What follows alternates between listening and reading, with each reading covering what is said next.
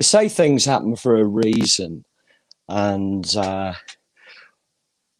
whatever the incident, a world war, a pandemic, whatever it is, I think the solutions that we find, positive or negative, we need to look within ourselves, what that message sends us and how we deal with that ourselves. And the reasoning behind that is delivering who we are and what we are. And those messages that we send out and share with each other and be caring, heartfelt, are very important. And it's what we learn from those. We learn from our mistakes, but actually do we? How do we assess them? What is sent to us?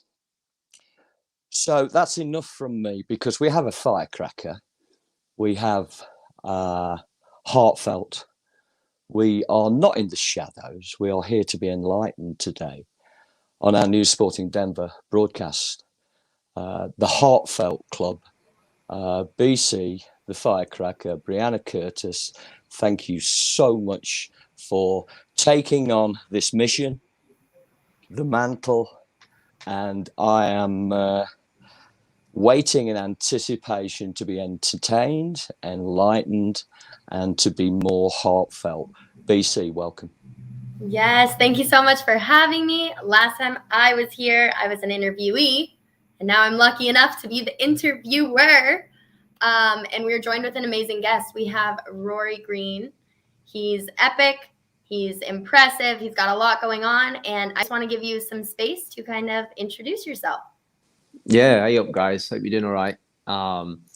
It may look a bit dark out there, and I've got a strange uniform on and a nice little Dunkin' Donuts to match my uniform. But yeah, I'm all the way in Nottingham, England. I just think it's class to be on here today. Thank you for inviting me. And yeah, just looking forward to chatting with you guys and your viewers. And hopefully I can encourage them in what way I can possible. And Richie, I think I can see something on your outfit today. Is that Ilkeston Town? Yes, mate. In a nutshell, Ilson. There we go. So that's just down the road from you, mate. Do they know about Ilson over there? Not yet. He's bringing it over to America. No, that's what I mean. I was over in the States for 4 years. So, yeah, I miss it very much. Best country in the world. People have me for that over here. Anyway, best country in the world. Yeah, just miss it a lot. I had some amazing memories out of there. 4 years finding myself, you know. I was in North Carolina. They used to call it North Quackalaki. So it was a little bit warm there. It's too warm at times. But I think you guys have got it just right. Mile High City, isn't it? Yes, sir. Colorado is the best. I'm out here. I'm over in California right now. So we're kind of all over the place. But Colorado, it's top. For sure. Mm-hmm. So this past month, this month of October, which we're rounding out, about to be November, which is really exciting, has a lot of, mental health awareness going on. So October is it's Bullying Prevention Month. It's actually Mental Health Screening Day is within October, which is really cool. So encouraging people to really, put their mental health at the forefront and look for ways to improve their mental health, get screenings if they need, and just kind of build that empathy and that understanding, which, it sounds like you're within the mental health field as well. So if you want to just touch on what mental health kind of means to you at this point. Yeah, I think what we must stay is positive and remain hopeful that actually the last 5-10 years, I feel, certainly in the UK, I can't fully speak for the US because I've not been there properly for a prolonged period for about 10 years now. But particularly in the UK, in this country, there's a real positive movement.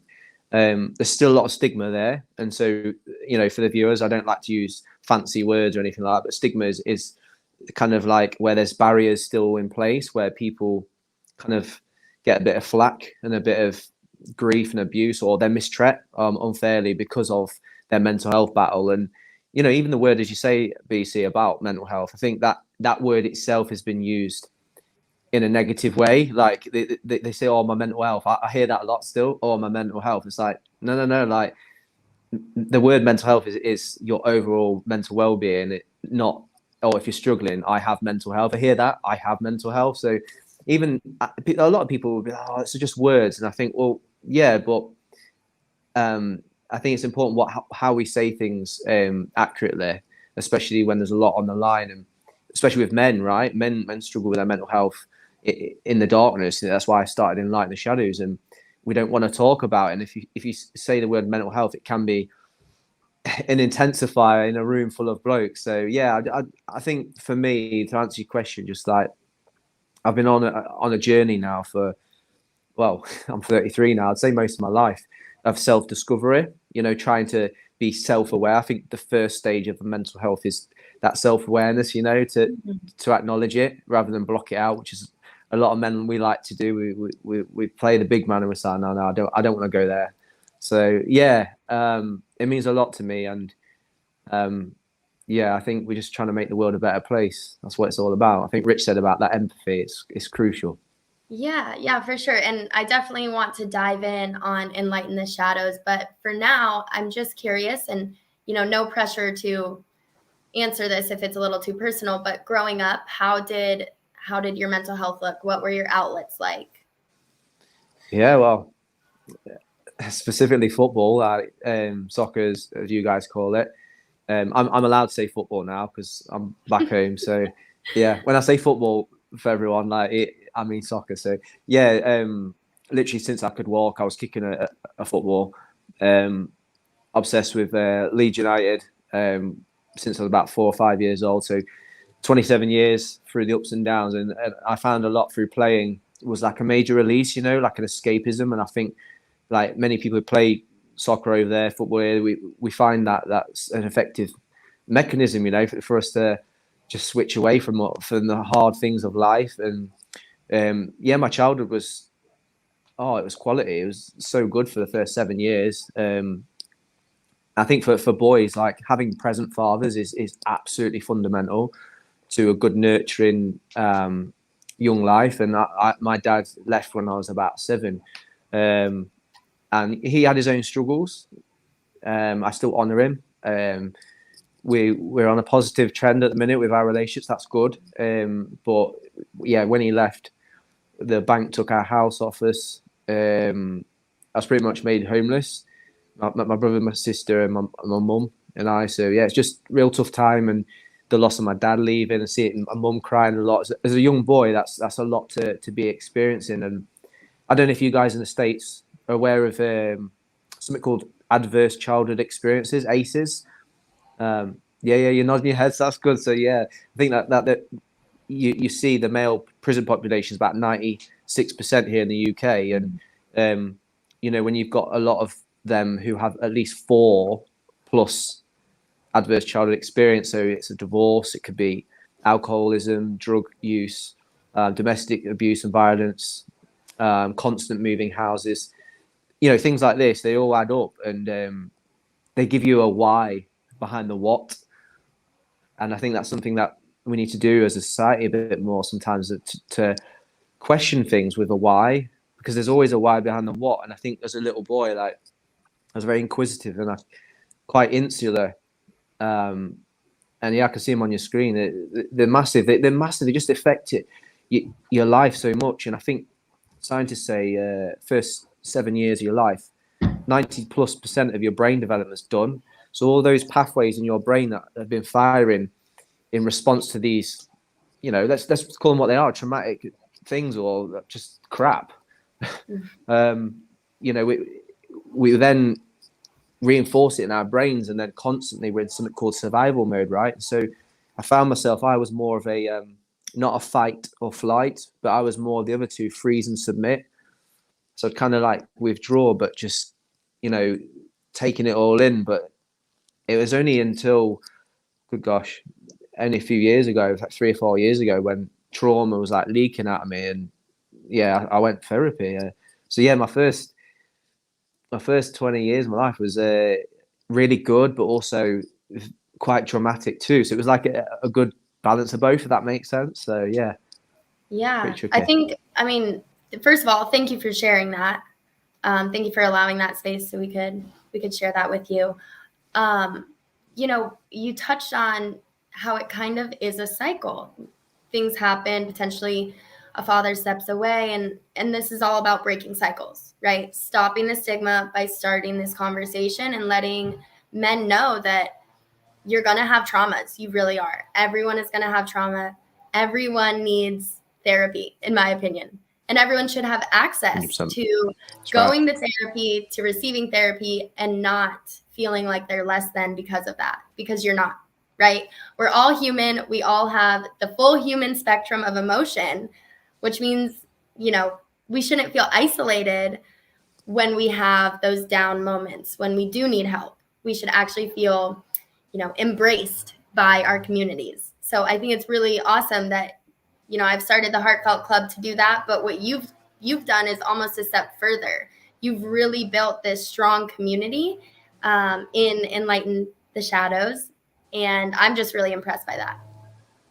Oh, thank you. And you mentioned a really crucial word, I think, is isolation, right? We won't go into it, but we've had a lot of that last year and a half, and you know that's done its toll and kind of birthed Enlighten out of it. But isolation is a huge factor of life within men. This is why I'm so passionate about supporting men, because what we tend to do is we hide away, we shy away, we put masks on. This is not a criticism. I want people to know this from my heart. Like, you know, this is pure observationally and from experience. It's not a dig on blokes. Like, I love men, and you know, I'm a brother to them. Like, this is what it's about. But we have to be quite honest with ourselves, and if we don't start with that honesty, where we can create that safe environment, we know, oh, you know, we're here for one another. You ain't going to be judged, but we have to be honest to say, oh yeah, I tend to do this, or you know, back to that self-awareness earlier. That's so crucial to understand that we tend to isolate ourselves with addictions, with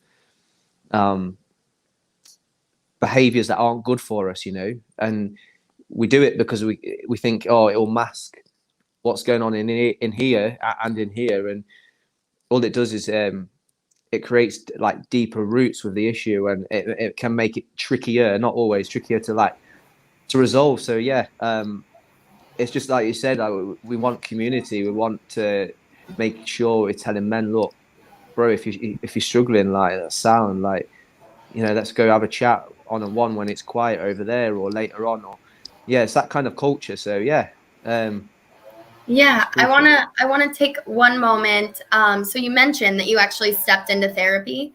So one thing that we've kind of started as an initiative with the Heartfelt Club to normalize talking about mental health is actually helping men get into therapy and then exploring that journey with them through like little episodes via our podcast.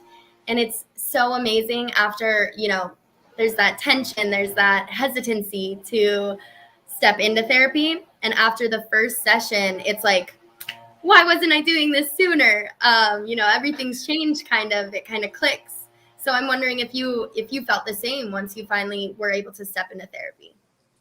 Yeah, interesting you say this, but I've just had like a flashback. Like, I actually was given therapy as a young boy. I was in year 6. That was about 10 years old, and it was a lot to do with my dad leaving, and I wasn't ready. Like, they tried, you know, greatest respect to them. It was quality of them to do that, to provide that person and that space, but I weren't ready. And I think that's really a powerful point with men, particularly. Like, you push us or prod us too hard, we're just going to fight back and run the other way. And I think women are so good. And I'm not trying to make too generalized statements here, but there are patterns, particularly with men's choices. Like, relationally, we're not as good as offloading in that sense. So yeah, I wasn't ready, BC. I wasn't ready, and it took me like another, just short 2 decades before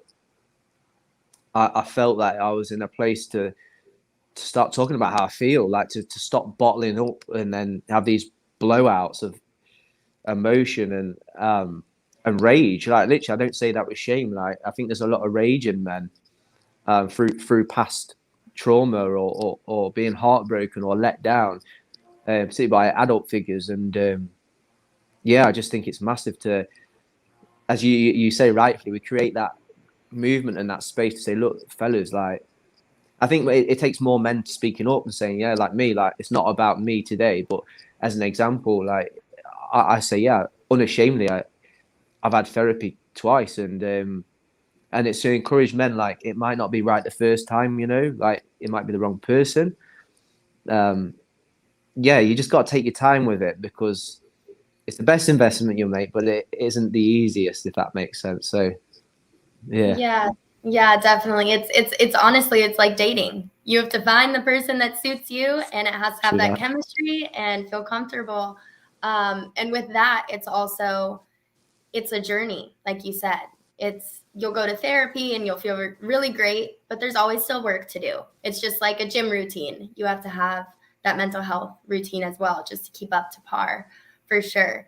Another thing that, you know, I now that I have you in front of me, I just have to ask. So I am a female advocating for men's mental health. You know, the Heartfelt Club is my way of holding the door open for men to explore their emotions, and for men to understand that it's okay and there's a safe space, and we as women want them to explore this safe space.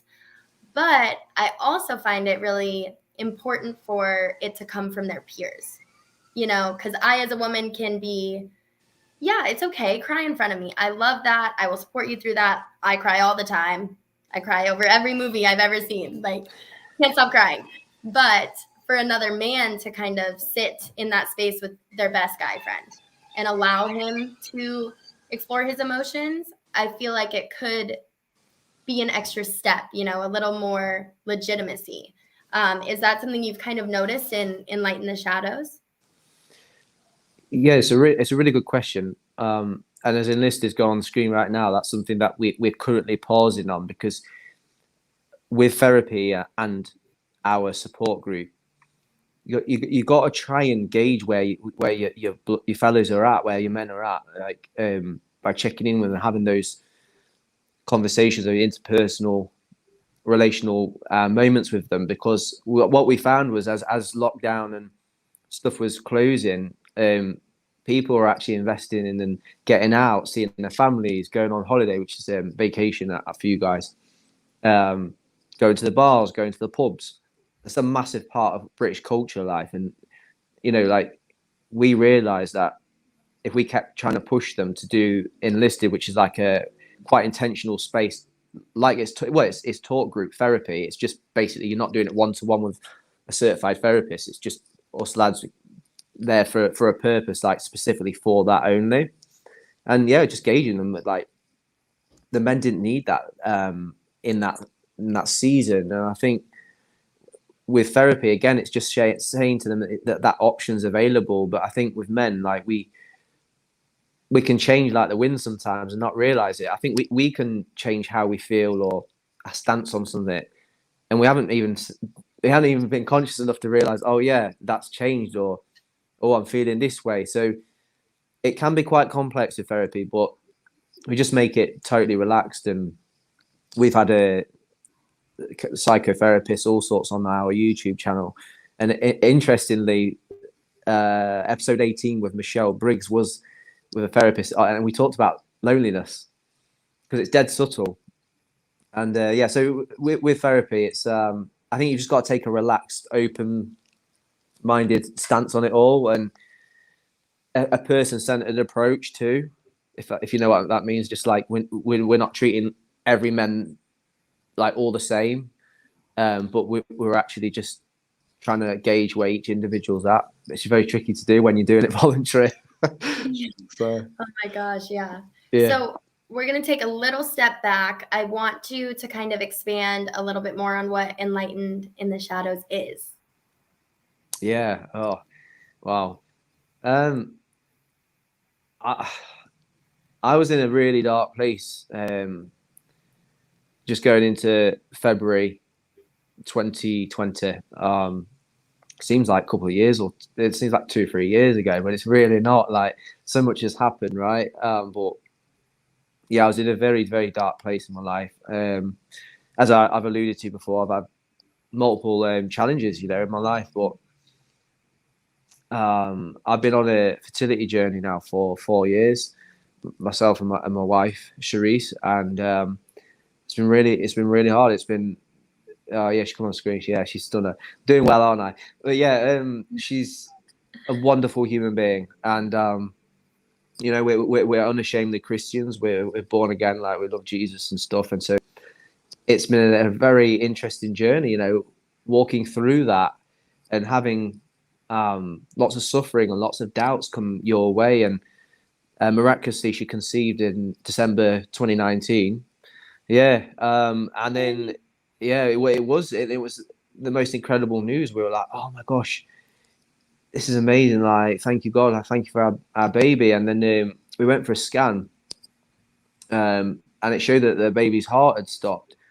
So we was like praying for like a miracle. We was like really pressing in and being careful with like people, what they say. I'm a very big believer on your declarations, like what you see and what you say it can be a reality. And so we was being very careful who we were telling about that, and we were just praying so much, and it got to the point where I remember it. This job that you see here, I was at the fitness bleep test for it, and then Charisse just started having like these horrible things happening in her body, and I'll give a disclaimer because it might be traumatic for people, and I try to make sure I respect that.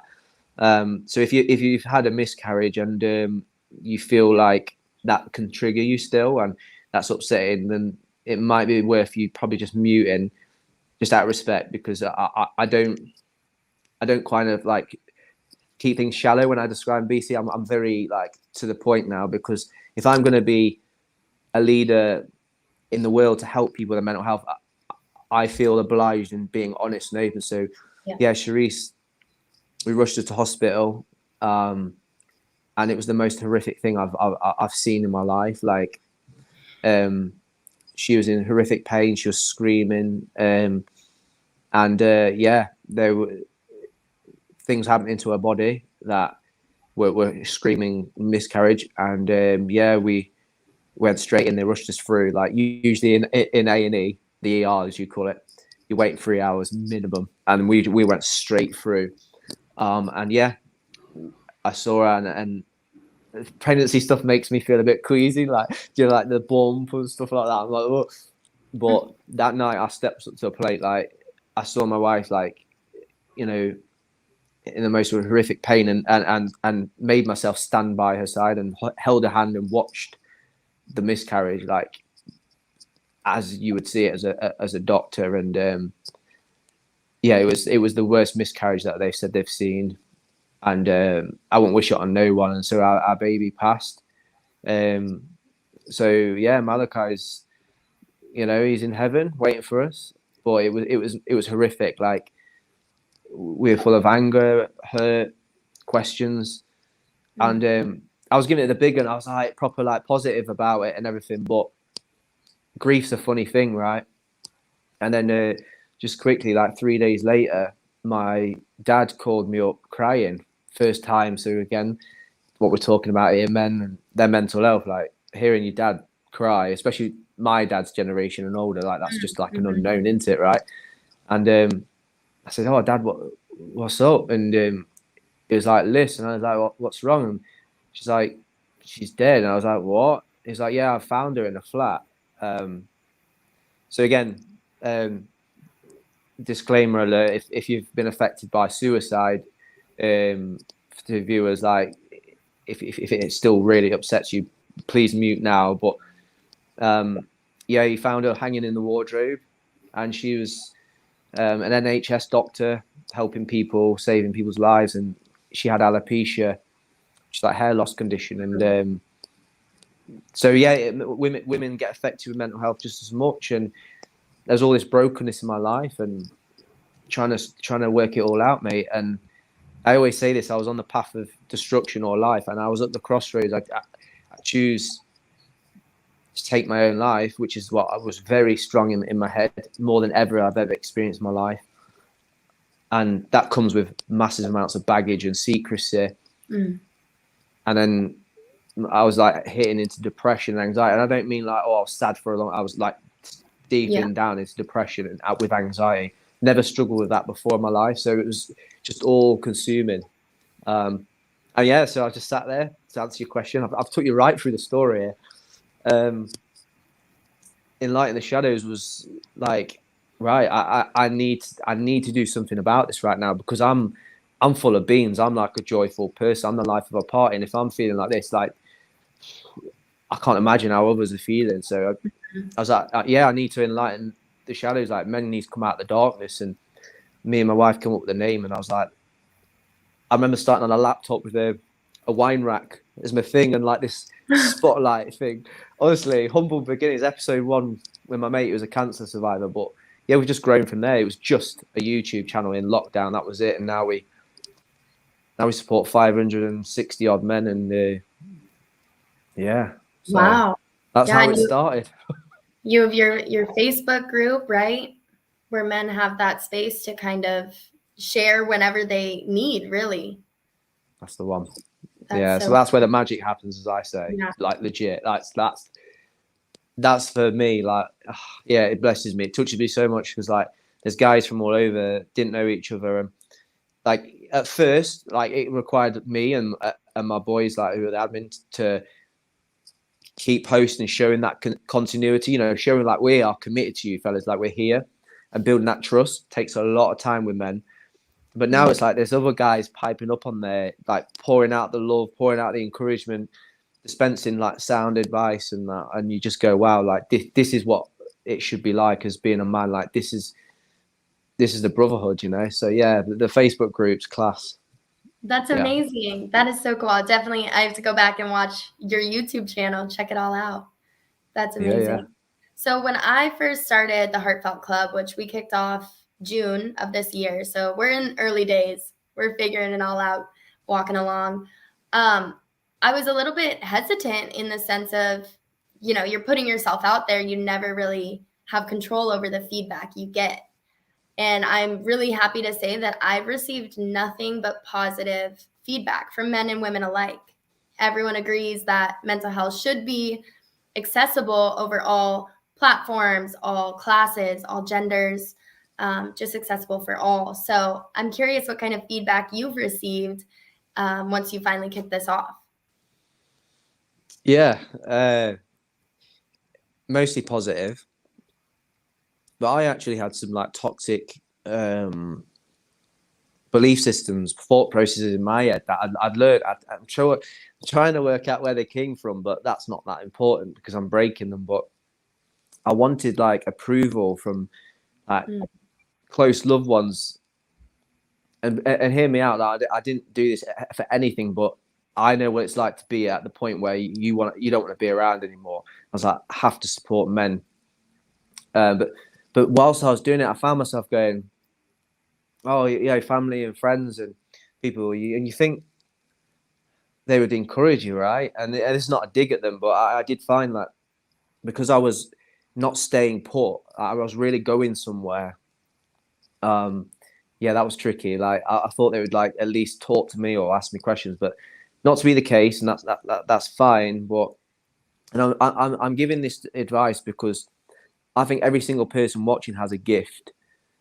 I think every single person watching this program right now has a purpose and a calling on their life to make the world a better place. And I think they can find it in the darkest part of their suffering, but they need to know that it's not about anyone else. It's not even about yourself. And you think that you want other people to like encourage you, but trust me, you have the passion and fire in here to keep going. That's all you need. Like people come and go in your life, relationships come for a season or a reason, but it's very important for you to realize that you've got to believe in yourself and what you're doing, and you will get a bit of flack. And I had a little bit of flack. We've had little kickoffs in the early days of how we were stewarding the group in the right direction so that we can remain unified and people be supported appropriately. Mm-hmm. And so you get little bumps, you get little schooling lessons, but I just want to say to people, like, just run with it. Don't worry about what people say or if you get any flack. Like, I always find if you're making moves in the world, negativity has a little bit of a breeding ground, and I feel like it's just sent to sometimes not even the people doing it on purpose. I just think you can just learn from these things and grow. And it grows you. It stresses you in a positive way. And yeah, just stick to the mission, stick to why you do it. You don't have to prove yourself to no one. And so I've got to the point now where I'm like, yeah, man, I'm sold out for the rest of my life to support men in Light in the Shadows. And whether that's monetized in the future, yeah, unashamedly, I'll say, of course. I work my backside off. Like, I won't say on camera what I do because it's a lot, but it's worth it. It's a joy to me. But if it stays like it is for the rest of my life, I'll equally be as joyful. Like, yeah, so I'm sold out. So yeah, it's just want to say that to people. Like, we're in a very instantaneous clickbait. We want to be surveillance about how well we do in life on social media and that, but actually, how many subscribers, how many likes, followers, and all this, it's irrelevant. You've just got to keep focusing on that mission that you're sent on this earth to do, and just keep chipping away. So yeah, I don't know if that makes sense, but I find it. Yeah, no, tricky. That was beautifully put. So we have a comment from Deborah Scholes.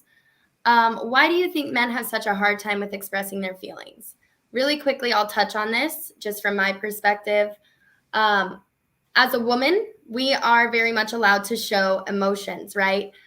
Certain emotions. We're allowed to be happy. We're allowed to be sad.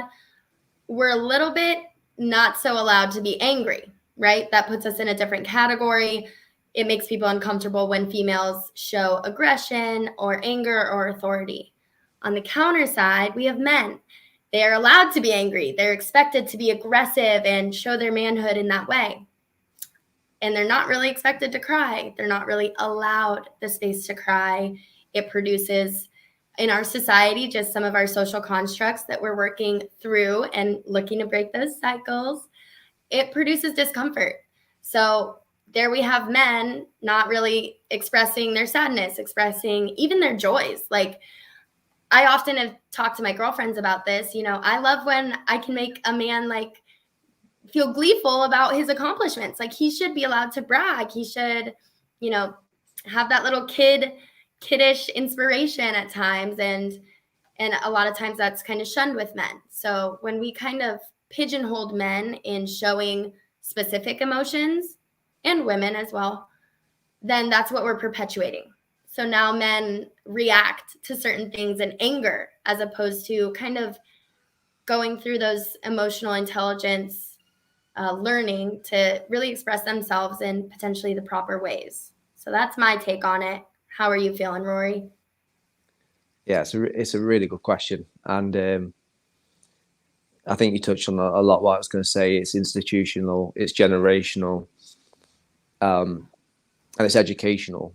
So I think over the very first few minutes of talking to you guys today, like, I remember saying about how things are getting better. So it's very important to keep shouting that.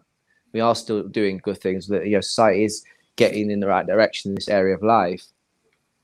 Social emotional intelligence is being integrated even at elementary school level, primary school over here. And that was something I was blessed and honored to learn and do myself, and seeing literally like young boys kicking off, being told they're naughty, they're misbehaving, and throwing tables, chairs, hitting people, to like within 3-4 months of me working closely with them in group work, and that self-awareness, that relationship skills, self-regulation, all these things, like, they work. And the more we can get them younger and earlier, like we're starting to, you just create a whole nother hybrid, a whole nother level of just an upgrade of a young man and into a man. And when you school them those ways, not telling them boring things that they'll never use for the rest of their life, but we're talking like real talk, like proper, what it is to be a father, a brother, a man in society, and going there. I think that will help it to answer the question. So I think when we do that, we can stop that being a problem with boys and men sharing their feelings and validating them rather than punishing them. Because at the end of the day, I think it goes back just quickly. Last thing is weakness. It's just a sign of weakness. Mm. And I think the more we tackle that and really focus on honing, it's actually a sign of strength. We don't go too far where it's like, oh, my mental health. Oh, and then, you're feeding it almost. It's a very fine line, but actually we're saying, oh, I can see that you seem sad, and then you start a dialogue, and so yeah. No, that's a great way to put it. Level there. So I think now is a really good time for you, Rory, to ask your big question to the audience before we bring in the beard himself. Ooh, beard's coming soon. So we have Enlighten the Shadows. It's called the Enlighten the Shadows question. And what's beautiful about it is we have different answers to this, and I love it. So if there's a comment section coming in, or whether it's on socials, just whacking your answer, guys. I think what's beautiful is we all have different perspectives of life and how it can help people. And I would actually argue that it doesn't matter what your qualifications are or aren't.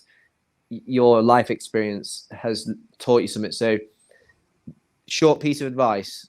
So if it's to me or another man, doesn't matter if you're a man or woman tonight, but if you can see a man in your life that's outwardly struggling and they look suicidal, or they've actually told you, which it would be incredible, what small piece of advice would you give them?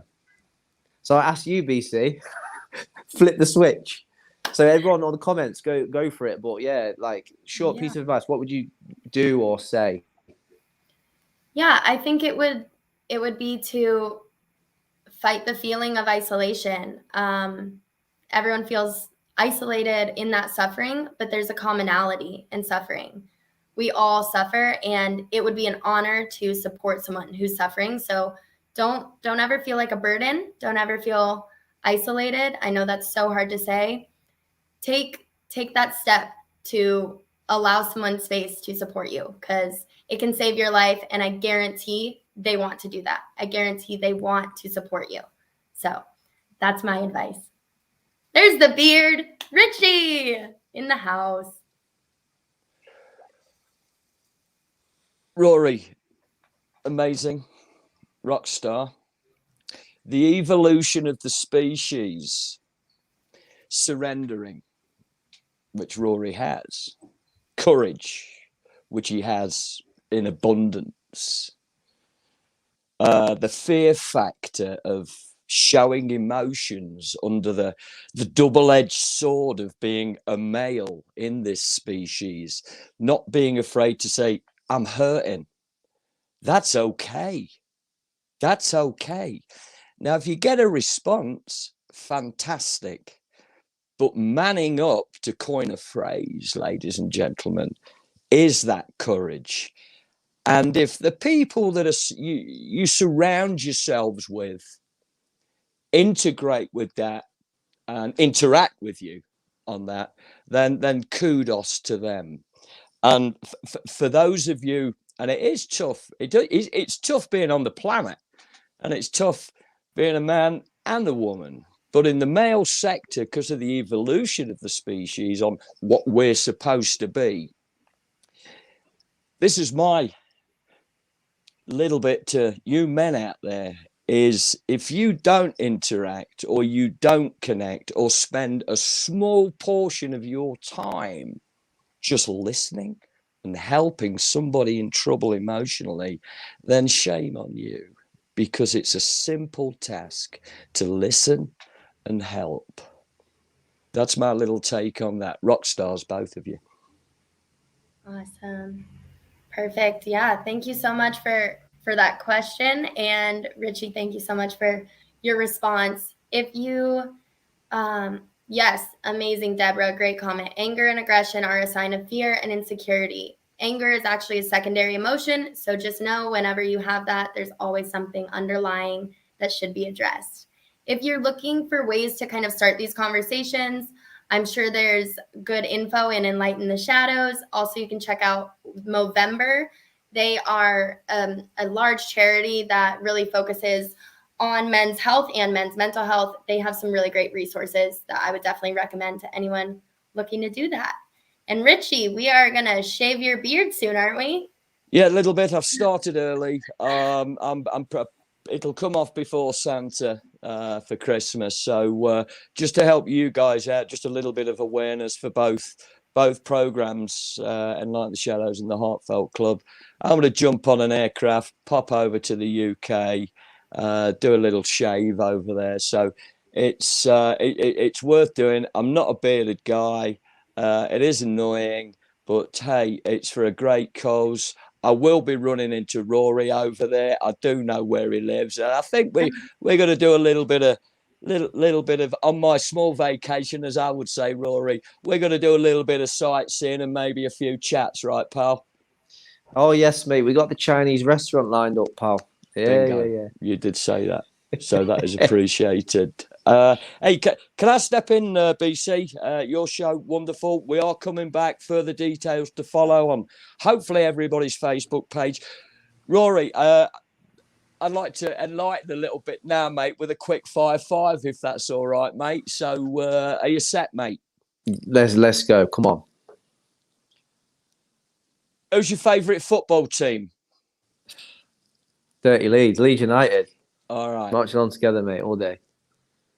Favourite player for Leeds, but not in your era? Or Eddie Gray. When we were in the 60s and 70s, like best team in the world. Eddie Gray. Left winger, right? Yeah, unreal. You've got a favourite go-to food. You've mentioned Chinese. I know you like that, mate. We're gonna delve into that when I'm over there. All right, here's one. If none of those are available, what's your go-to? What's your third favourite food? There's a dodgy one, mate. It's like close between cereal or spag bowl. So I'll go spag bowl. That's just your regular, right? Spag bowl. I've got to cook it though. Oh, mate. There's a balance between Chinese and home cooking, mate. We'll figure that one out over a shandy. No problem. Fourth, what did it feel like completing your Manchester Marathon in your sense of well-being achievement, mate? Wow. Because of what happened, you said it's quick fire. I hit the deck at 24-mile mark. As you can see on the screen, go on, the green bit's average pace. I was running 8-minute flat miles perfectly, feeling good. Mile 24, someone got the sniper rifle out, bang. I was on the floor. I was licking the curb for an hour and a half. Got back up out of my wheelchair, and I started walking the end and ran the last 100. So, mate, it's right up there. I went for a run today, a little small run. It's changed my life. Seriously, I don't say that lightly. It's changed my life in terms of running. I used to hate running. Football, soccer field all day, but it's changed my life, mate. Unreal. And I recommend anyone train for it properly and go do it. And that's quick fire 5. I'm just going to put number 5 on the back burner, mate. Sorry, you know me and you. Hey, photo came up there. That was a guy on the marathon that you just met by chance, ran with him, built up a relationship, and came into the program and started chatting, right, mate? Yeah, he lives an hour and a half, 2 hours away, which in England that's a long way away. Right. And yeah, he just found me out of tens of thousands of people. And the first time we ever seen each other in person, it was unreal. Great guy, Rob is great guy. And you made a bit of a connection, didn't you? I saw your video, mate. Just friendly fire, right? Big time, mate. And that's what it all does. Number 5, last one. Here we go. I'm going to leave it with, if you didn't support Leeds, right? Because you need to make some friends now, because you do support Leeds. My brother supports Leeds, bless him. If you didn't support Leeds, who's your secret team? Who's your secret team that nobody knows about, mate? Go on. It's the Gooners, mate. Arsenal. I don't know why. Just growing up, it was Dennis Bergkamp. Oh my gosh. Right. Just people like that. So yeah, it would either be Forest because it's local, got a little soft spot for Nottingham Forest, or Arsenal. They'd flip a coin. Got you, mate. I won't even go into my teams. Would end up. Yeah. So I'm just Ilson, mate. All right. For life. I'm gonna cut out, mate. Rose, I'll see you soon, pal. Big love to you. Thank you. Much love, thank you. Armovsky, Class, both mate. of you, magnificent legends, and big love. God bless, mate. Well, thank you so much, Rory. First of all, Man City is actually the correct answer. Chose the wrong teams. That's fine. We'll let it go. I wonder why. No. Trophies, yeah. Well, Trophies. Whatever. Yeah. Called you out. Bad thing. Trophies are a bad thing. Anyways, No, seriously, impressive man here, impressive cause. Take today to check in on someone, and don't forget to be more heartfelt. We will catch you next time.